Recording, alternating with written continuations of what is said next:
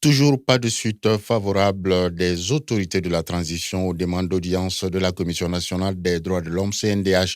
Le président de la commission tente sans succès de prendre langue avec la junte au sujet de la résidence surveillée de l'ancien président Bandao et son premier ministre Agibou Bouari.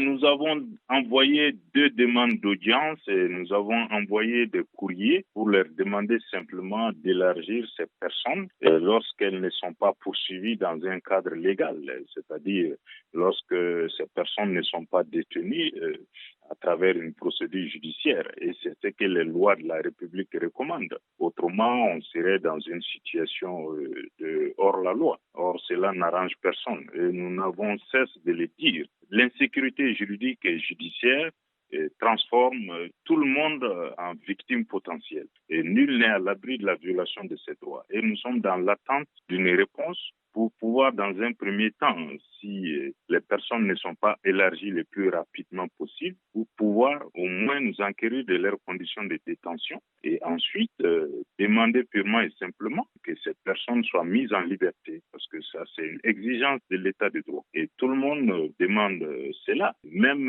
les autorités ont intérêt à ce que l'état de droit prévale. À l'instant, Agibou Bouari, président de la Commission nationale des droits de l'homme.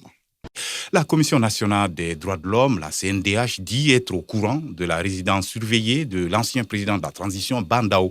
L'organisation affirme avoir pu rencontrer l'ancien Premier ministre Mokhtar Wane. Son président, tout de même, dénonce et avertit sur les conséquences d'un état de non-droit. Agibou Bouari est joint par Souri Ibrahim Maïga. Effectivement, la CNDH est au courant. Vous savez, depuis les événements, le lendemain, nous sommes montés à Kati. C'était dans l'espoir de pouvoir nous enquérir des conditions de privation de liberté des personnalités qui ont été enlevées, arrêtées hors de tout cadre légal. Malheureusement, nous n'avons pas eu d'interlocuteur.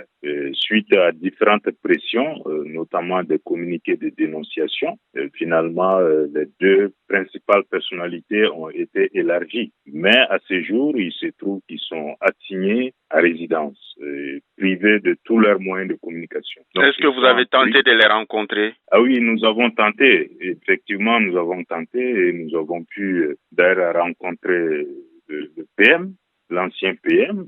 Bon, nous cherchons à rencontrer le président, l'ancien président Bandao, pas parce qu'ils sont anciens PM ou anciens présidents, parce qu'ils sont tout simplement des personnes humaines qui ont des droits fondamentaux consacrés par la Constitution du Mali, par la Charte de la transition et par tous les instruments juridiques internationaux ratifiés par le Mali. Et voilà, Agibou Bouari, le président de la Commission nationale des droits de l'homme au Mali.